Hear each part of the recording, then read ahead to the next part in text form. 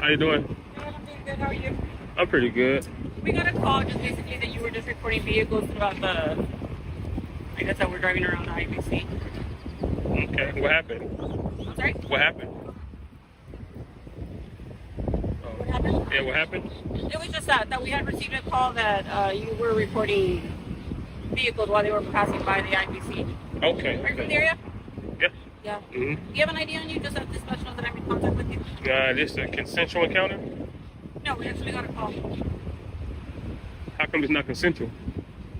Well, because we had parties that were asking for me to check out with you. Is there a crime being broken? No, there isn't. So it's consensual then, right? Well, it's not consensual because if it was consensual, then that would be just me making contact with you without me being just dispatched to you. Well, since there's not a crime, then you have no investigation, right? Well, no, it isn't. That's the reason why I'm here. I didn't know that you were standing behind the IBC bank. It's suspicion of crime? No, it's not. So you have no reason to be here, right? No, I do. I'm advising you that I got a call. Oh, okay. So I think what you would do is make contact with them then. No, because I don't know. Oh. So Yeah. you just got anonymous call? Yeah, just this one. Okay. Well, I don't really give ID. Well, you're required to right now because obviously I got a call. It's not a consensual encounter. I'm only required to give ID. I believe it's 3802 Penal Code. I'm only required to give ID if I'm lawfully arrested. I'm not lawfully arrested. Well, no. That's obviously, if you're arrested, then yes, Right. obviously you're required to give your information. Mm-hmm. But what I'm trying to make you understand is this isn't a casual encounter. I just didn't drive by here and just say, hey, okay, let me check it out with this guy. That's not what happened. Okay, so I didn't know that you were out here. You're right. Okay. So in terms of your investigation was a suspicious person. And just like that, the tension ignites. A simple greeting, hello, masks the storm about to unfold. From the very first moment, we see the clash, a citizen armed with a camera, an officer responding to an anonymous tip. Is this a routine encounter, or the first sparks of a confrontation over your rights? Every word matters, and right from the start, you feel the friction, consent, suspicion, and the law hanging in the balance. The question lingers, who truly holds the authority here? Yeah, that's how the call came. And obviously, you're not doing anything wrong. I mean, I can see that you're just standing here with your phone. Mm-hmm. I mean, I'm not. You know what I mean? So and why you're not would- in any trouble. I mean, I wouldn't know that. If I surrender my Fourth Amendment, I could be wanted.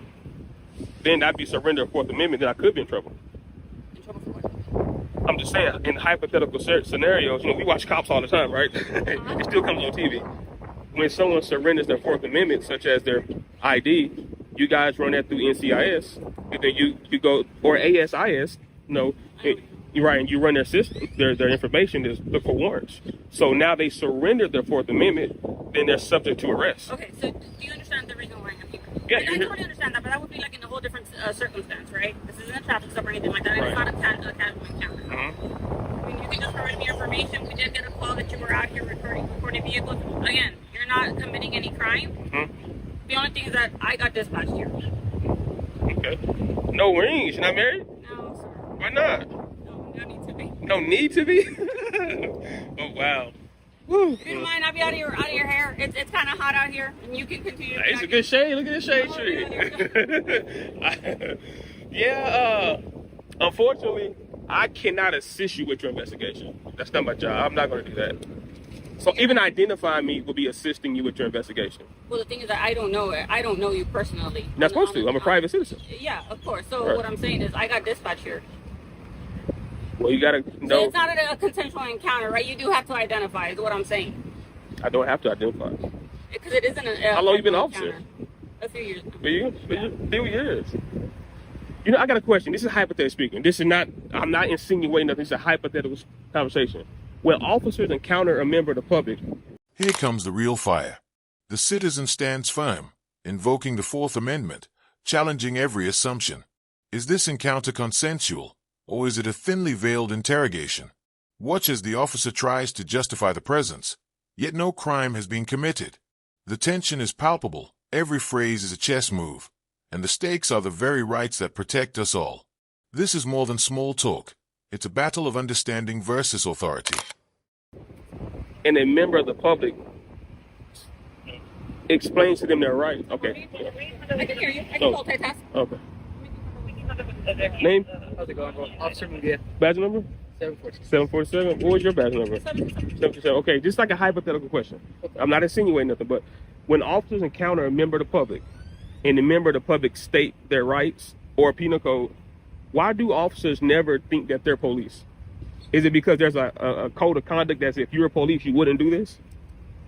If you're a police, you wouldn't be out here with a camera doing what you're doing. Is that like an internal thought process? I have no idea what you're talking about. I don't even know. Wow.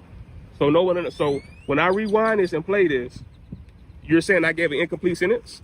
That's not what I'm saying, sir. Well, then why don't you know what I'm talking about? So right now we're obviously you're going off topic, right? I'm supposed to because you have no reason to be here. I do. I just explained that to you. We got a phone call, Mm-hmm. right? Mm-hmm. Is there somebody concerned? That's all it is, right? And now you're here. And I'm here. So it's not a consensual encounter, like I mentioned. I just didn't drive by here and decide to talk to you. You did. I did. I actually got here. So It's a little too loud for us to just roll by and talk to people. we just came into shift anyway. So Well, the reason I say you did is because no one gave you a citation of a law being broken or a policy being broken. Therefore, for you to drive past and observe, you observe the suspicious person, which is me. You see no crime. You was given no crime. no. And you observe the suspicious person, which is me. And since you observed the suspicious person, Yeah, I got you. No, hey, y'all body cameras rolling? yeah. Okay. Like she just finished explaining to you, we just got a call, right? You know, so whenever we get a call, you know, you're matching the description, we just, you know, come say what's up, right? Make sure you're good. You know what I mean? But listen, I want to have a lower level conversation real quick. This is my hypothetical question. Why is it that when officers are called to the scene? Now the layers deepen. The officer identifies himself, but the citizen presses harder, questioning the logic behind their actions. Who decides what's lawful? Why does stating your rights seem to provoke doubt or disbelief? Each question sharpens the suspense, and the audience feels it. An ordinary interaction turns into a profound test of knowledge, procedure, and control. Every response and pause carries weight. Every sentence a spark in this escalating encounter. Even if it's not a crime, like what I'm doing right now, why is it that when you engage with a member of the public, when the member of the public state their rights, and if I state penal code, if I state case law, why is it that police officers never think, is he a police officer? It's almost like you guys just be like, he's not a lawyer, he's not a police officer, whatever he's saying. Why is it that type of like posture? Yeah. No, I mean, we listen to people, right? It's a part of our job, you know, every single day. When people are right, I tell them, okay, you're right. You know what I mean? Okay, now watch this. Is this a consensual encounter? No, it's not. Okay. Just because it's a call for service. Right, because it's a call for service. Yeah. But when it's a call for service, you guys are here to enforce the law. Not necessarily. Then what else do you enforce? So like reasonable suspicion, right? What's reasonable? Reasonable? That's articulable reason Which is what a suspicion. reasonable person would believe. You know what I mean? Is that a penal code reason? It's in the penal code. It says articulable suspicion that a crime is being committed or about to be committed. I don't know the definition textbook off my head, right? But reasonable suspicion, probable cause, they're all different levels. Right. But like I said, call for service, usually just reasonable suspicion. You know what I mean? It's not probable cause, right? Like, it's Right. not probable cause. So that's no probable cause me to ID. But that's not what she's saying. We're still here because she's saying I have to ID. Oh, that's my call, right? No. Officer in charge here. She's officer in charge. Yeah. But you still have a duty to correct any erroneous mistakes. Yeah. So right, so I don't see any mistakes going on here. Right? you just said I don't have to ID. I just told you she said I have to. Now you say you don't see a mistake? Well, that's her call. Maybe she sees something that I don't. I don't know what to call you. Yeah. How you doing? You're gonna be good if we leave. Yeah. Look, like I mentioned before, you're not committing a crime, right? And you're obviously aware of that, right? Right. You obviously got concerned citizens. The debate escalates into the heart of the law. Reasonable suspicion versus probable cause. These aren't just legal terms. They are the rules of engagement. The citizen pushes the officer on interpretation, forcing them into uncomfortable territory. This is the tension that education and drama collide. Procedural nuance versus lived experience. Viewers are drawn into the complexity, the stakes invisible but very real. and the suspense hangs thick in every line of dialogue. You're recording, right? But no, So- you're nice. But my thing is this. When a member of the public engages with law enforcement, we should be able to give our understanding also in such a way to you guys shouldn't be in a hurry to leave. Because if there was a real investigation, if I was breaking the law, you guys would take your time to detail a police report, what they call them, witnesses. You guys would take your time to get a full report. Sometimes our hands are limited, right? Like I mentioned earlier, we're just a concerned citizen, so we don't have any information to go based on. Right. I know that, but I'm saying, like, since you don't have that, We don't, and so the call came out. Mhm. I'm matching your description. You're obviously holding a camera, you're Right. recording, so that's all we have. That's all we have to work on right now. So that's why I'm making contact with you right now. But for future reference, I just want you to know that that is not enough to ID someone. Okay. And I think you know that. I think you probably got to update it. It just I think it makes it easier, right? And like I mentioned, you're not in any trouble, like you had mentioned. Mhm. I'm trying to make contact with you. Right. At the end of the day, I'm doing my job. No, you are. But see, Right. part of your job is to enforce accurate law. If you're misinterpreting the law, now you're violating someone's rights unknowingly. You can do it knowingly or unknowingly. Like this gentleman, when you went to the car, he said, "I did not have to ID." Now, that's counterproductive to what you said. So then when I told the gentleman, well, tell her that, then he said, well, it's not my stop. See, now we have a difference of understanding here. We got two law officers saying two different things. That is a problem. You should be on the same page. And then he said he doesn't know the exact penal code verbiage, articulable suspicion. That's another bad thing because you have to know that to make a proper investigation or proper arrest. I just go into my business. Are you prior to law enforcement? Or are you just something that you just study because you like it? I'm definitely, I've been in government. Okay. Yeah, I've been in government, and so. Look, like I mentioned, you're not in any trouble, and you haven't committed a crime, right? Like I had mentioned before. You're gonna be good. We But won't have to that's be called not after. good enough Well, the thing is that because you gave misinformation. You said I did not have to ID. Did you say that? And then when I said, well, tell her that, there's no proper cause. So then why did you say I have to ID? Well, because it wasn't a casual encounter. It just make it easy. That's not a legitimate circumstance. I want to know the right answer. So I'm trying to get you guys to get on the same page. That's what I'm trying to do. I want to know, why did you say I don't have to ID, and why are you saying I do have to I ID? did get dispatched. He didn't get dispatched. Doesn't matter. He's law enforcement. Well, yeah, but what I'm saying is he probably just did a roll by it. I'm pretty sure he didn't get dispatched to here. I have a call. Like I have an actual This is call her that I. responsibility. I mean, there's always an officer in charge for any situation, but that doesn't mean you didn't know what's going on, right? Okay, so like I mentioned, I did get a call. Mhm. I have a call was created for me to make contact with. Mhm. This isn't like I mentioned. I just didn't casually drive up here and I was on the other side of town when this call came in. Right. Right. So all I'm saying is, Okay, let me ask you this: if I would have gave you my ID, would you have ran my name?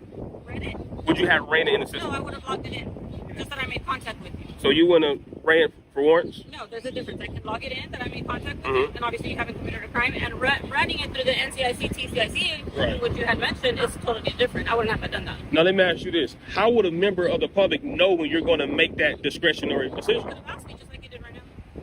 But Or you could have probably heard. I've and done it log before. I've done it before, and I know. And that's the bad thing about law enforcement encounter.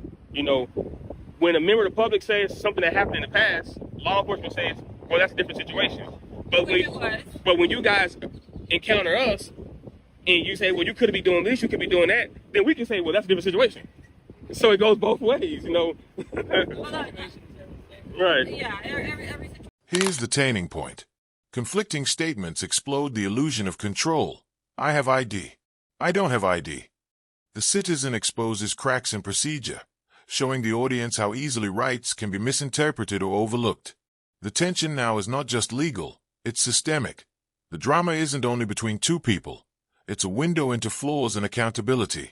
Every exchange is a lesson, every contradiction a revelation. You can almost feel the heat of scrutiny, the weight of authority, and the courage it takes to challenge it. The situation is different. Unfortunately, we're here Mhm. because, like I mentioned before, the call that I received, Mhm. right? And that's basically, like I mentioned, you're not in any trouble or anything like that. You guys got cards? Yeah. Yeah. You can write the CAD number on there, this call for service number on there for me. You want the cat narrative number? Yeah. Negative on vehicle. So, You don't want to say, you don't, so are you the kind of public official that don't correct their officers when they're wrong? I don't know if she's right or wrong. You don't know penal code? I do. What's penal code for ID? Penal code for ID? Yeah. It doesn't really make any sense. What is the penal code for when a member of the public is required to identify themselves? When they're suspected of committing a crime. Right. Am I suspected of committing a crime? So But when, like I said, we got reasonable suspicion, we got probable That's- cause, we got mere suspicion. all that is separate though. Yeah. But you're rambling on about all these different. I'm rambling. Yeah, you keep throwing different names. Isn't that what you guys use to articulate an arrest or a citation? You use penal code, right? Yeah. So when a member of the, Transportation code for citations. or, Yeah. or right, so when a member of the public brings up penal code, then they're rambling Well, I mean, you don't really stay on one topic. You know what I mean? That's what I'm saying. because you guys have no reason to be here. So I have to use subject matter examples to get you guys to understand. Well, it's like she just finished telling you, man. We do have a reason to be here just because of a call. Now, Right? That doesn't mean we're, telling you, hey, you're committing a crime or whatever, right? But it's just a concerned citizen, right? Our citizens are responsible. you're Daffy Duck. You need to touch up on your law and your fundamentals because you are a casualty to the city, and you, by the way you interpret things, it's not good for law enforcement. That's not a case number on my spreadsheet out. It's just the kind of narrative call that we It's information. If you guys are here on an information call. Yes. Yes, I know. Yeah. No. Alright. All right. All right. Be safe, man. Hey, and always remember, every member of the public could be an FBI agent. They could be anybody. So when you give inaccurate representations of the law, you're opening yourself up to situations and circumstances. And we don't want to do that because the taxpayers have nothing to do with it. Okay. You too. Finally, the storm subsides, or does it? The officers step back. The citizen remains vigilant. The lessons are clear. Knowledge is power, and awareness is your shield. Even as the encounter winds down, the message hits hard. Systems falter, rights are challenged, and the responsibility to know and assert them rests with you. The suspense lingers, not in the confrontation itself, but in the realization that this could happen to anyone. A powerful conclusion that leaves viewers questioning, learning, and watching more closely than ever.